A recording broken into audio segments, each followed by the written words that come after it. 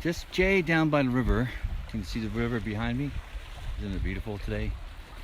It's an unusual warm day here in the Northeast.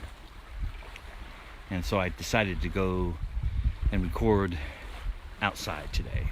And hopefully the wind won't interfere. It is 7 weeks today since Christine passed away. And my current mood is Chris-less. Chris-less, sorry. And I know that's not really a word. And I know it's not really a mood or an emotion. But that's how I feel today. I feel Chris-less. And mostly because after 37 years of marriage and almost 40 years of knowing that beautiful soul, next on the 16th of this month will be our 40th year of our meeting anniversary when we met each other. And those who have heard the story know the miracle of what that was. So that Monday is going to be, that Sunday is going to be rather difficult for me, I know. But today, Christine filled so many parts of who I am. I wrote in my journal today that she actually filled the space between my atoms, and that's how close I felt to her. And I know that's not physically possible, and it really is emotionally and relationally that I'm talking about, my relational and emotional atoms, that she filled the gaps between them. And she filled it with beauty, and she filled it with laughter, she filled it with love and kindness, and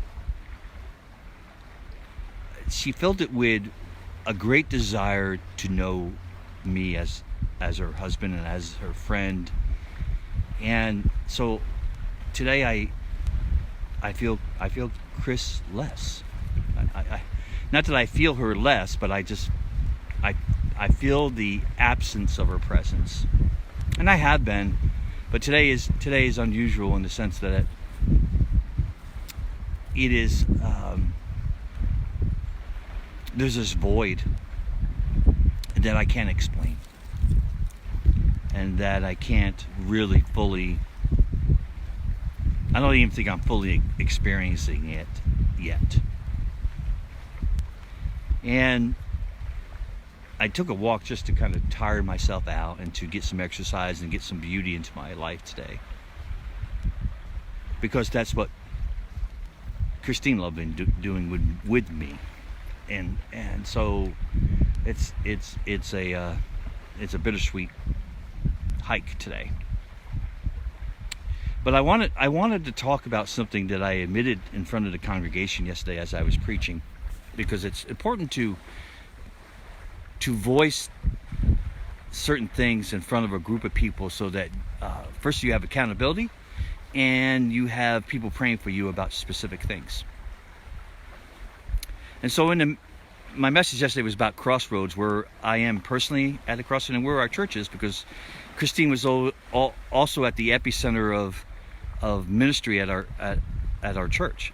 She was involved in just about everything, but she was involved in everybody's lives, and she ministered so beautifully.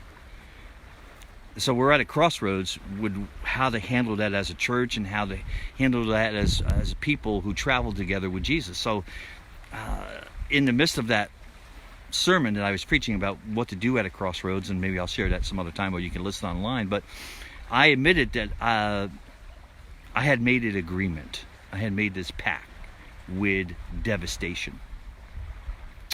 And making an agreement with something means that you give ownership of that thing, or that person even, over who you are.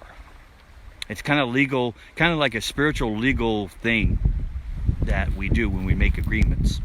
We can make good agreements, but this was not a good one. And I feel devastated, and I see the devastation being played out in certain aspects of my life. but I don't have to agree with it. I don't have to accept it as my identity or my persona. And I think I was beginning to do that. And so instead of releasing it to the Father. And from what I understand, and from what I read, and from what I'm perceiving in my own journey with grief, that can happen. We can make agreements with certain aspects of grief that are devastating, that trip us up, that make us see things askew, that makes us mistrust the Father.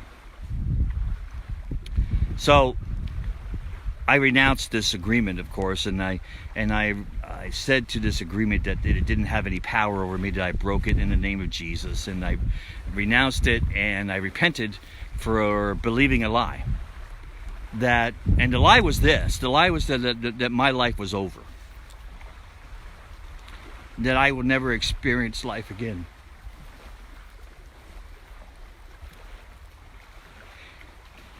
And that's just not true in Christ. But the loss of Christine had driven me to this point in just 6 weeks that I was so devastated that I was beginning to accept it and say, okay, from this point on, I'll smile, I'll do the right thing, I'll serve, but I won't feel, and I won't enjoy, and I won't engage in a way that will bring life to me. Somewheres in my spirit, I was starting to make that agreement, and it was kind of the Father to reveal it to me.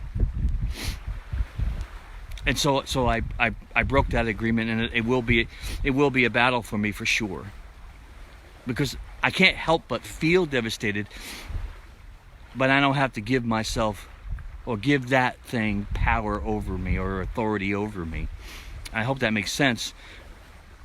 And if it doesn't, you can direct message me, and I'll explain it further. But for just the point of this video, when we walk through trauma times, when we walk through grief times, when we walk through this times that seem to devastate us, we are tempted to make these agreements, and really they're lies. They're lies from the enemy that speak something, that try to speak something into our identity and into our purpose. And what I said at the yesterday, when you get at a crossroads, there are like two different questions that are asked of you. It is who you are and what's important to you, and that has to do with identity, and that has to do with purpose. And that's where I am personally, trying to understand. I know who I am. I said this yesterday too, and I've written this in my journal countless times. And this was a huge proclamation to make, and I made it to myself, but then I made it in front of the congregation yesterday.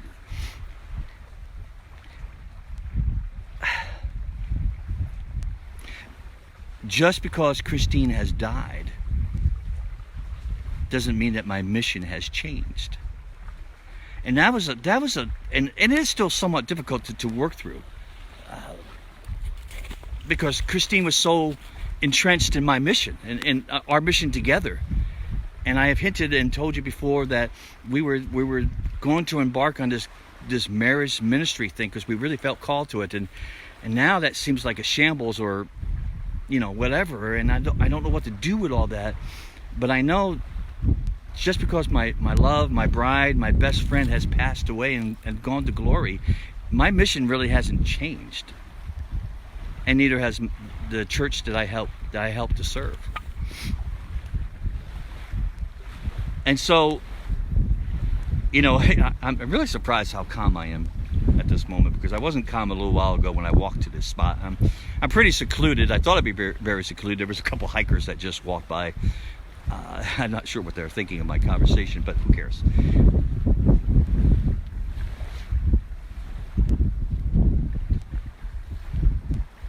I love that woman so, and she was so entrenched in my life. And that's, again, getting back to my mood. My current mood is I feel Chris less. I don't feel her less. I just feel void of her presence in every aspect of my life. And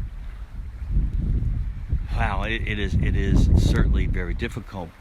But I wanted to get on and just to share that point about agreements and the false agreements that we make sometimes when we're going through some tough work, tough challenges. Life is tough. Sometimes life sucks. I mean, right now, my life sucks in a lot of ways. But God, I do believe I will see the goodness of the Lord in the land of the living. One of Christine's favorite verses. And I have come to appreciate that verse in a way different manner, because I have to trust that my life isn't over. Those who know me, and this is a kind of a byproduct of Christine's influence in my life, those who know Christine will remember that she absolutely loved asking questions. She was really good at asking questions, and asking the kind of questions that you couldn't hide from. At least I couldn't hide from them in our marriage. She has some really good, tough questions, and so I've over the years I've kind of learned how to do that as well. And so I ask a lot of questions of God and of myself, and there are questions that I'm asking that I don't need you guys to answer these questions. I just to let you know where my heart is and where the wrestle is in 7 weeks in. And one of the questions I'm asking, and I probably won't share all of them, but I'll share this one. You know, am I valuable? Am I valuable without Christine? You know, 37 years of marriage and 40 years of knowing this person, she was quite entrenched in who I was as a person, as a man. And she had so much influence over the way I thought and processed and lived life. And living life with her was such a blessing. And so I took a hit in my, and in Christ I know I'm valued, and you know, goodness gracious, I know this, but I am wrestling with this question: how am I valuable without Christine? It's an honest question, and it's a real one. And again, I don't need you to answer that question. I'm not. Don't think I'm worth taking care of or anything like that. This is part of my soul care, is talking to you and the journaling I'm doing and some of the people I'm having conversations with. So what's the point of all that? The point of all that is to say that wherever you are right now, it is good to ask God questions. And ask really hard questions of God, because here's the real point: He knows what questions are in your heart and your spirit. So that's not a big surprise there. But there's a difference between asking God questions and questioning God. There's a big difference there, and everything has to do with a level of respect and honor that we give God. And I don't really want to go into explaining the big difference of it. The big difference, but it has to do with attitude. It has to do with respect. We can ask God anything, and even the tough questions and even hard questions. Just go to the Psalms. Again, go to the Psalms and see the kind of questions that are asked in there. They're difficult questions. These laments, these songs of lamenting I think the church has gotten away from. We don't lament anymore. And man, am I getting a lesson in this. So I just wanted to get on here. I'm gonna get off and sign off, because I want to continue my hike, and I just wanted to share these thoughts with you and just kind of let you know where I am at my journey. 7 weeks in, I am missing her terribly. I am wrestling every day with all the complexities of grief and what it does to your spirit, what it does to your thinking, what it does to your what it does to your everydayness. And it is important when you're going through trauma, when you're going through grief, when you're going through life's challenges, which again, it's not a competition who has more grief or who has more challenges, but it's important to remain in the identity that you're hidden in. I am a son of the Most High God. I said this yesterday also. I made a lot of proclamations yesterday because it was important to do so. I absolutely loved being married to Christine. It was the best adventure I've ever been on outside of following Jesus Christ. I love being married to her. I love her, every aspect of her. I love being her husband. But being her husband was not my identity. I'm God's son. That's my identity. It was a role, it was a partnership, it was beauty personified to be her husband. But that's not my identity. My identity is in Jesus Christ. I am his son. And if you're listening today and you belong to him and you have bowed your knee to him, you are a son and daughter of the Most High God. And that's who you are. Because when hard times come and it starts to rip things like careers or marriages or children or whatever the things that we say that's who we are, then you're going to be lost if those things are taken away or lost. And that's why it's important to remain, especially when you come to a crossroad experience, that you know who you are and you know what's important. And what is important in this case is that we are still obedient to the call that God has given us. And the call is first and foremost to be his son and to be his daughter and to work out spreading the gospel through those roles, through those identities. That's the purpose. The mission has not changed, to go into all the world and preach the gospel. And we preach it with our lives. We preach it with our words. We preach it with our actions. We preach it every day. If you don't know that you're preaching, you are, by the way you live your life. And so that's who we are. As sons and daughters, we have a mission to spread the gospel, to live the gospel, to drip Jesus wherever we go. And that mission has not changed for me. It is harder for me at this moment. I don't know what it's going to look like down the road. I can't predict that. I have a prophetic bent, but I can't see that. The only thing I am assured of is that Christ will be with me every step of the way. And even the days when I feel like he's distant and not listening to me, I know that he is. And even the days when I'm mad at him or I'm upset with him or I just don't want to hang around him, I know that I need to be with him. And the truth is, I can't escape him. Emmanuel, God with us.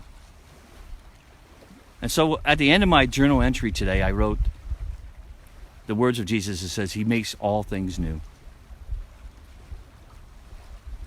And I need to trust his definition of new, not my definition. I need to trust how he defines what new looks like. He's got a way better opinion of mine than mine. I need to trust his definition of new. All right, that's all I got for you today. This is my journal entry, 7 weeks since I lost my bride, and I'm about to lose it, so I'm gonna get off. But I love you all.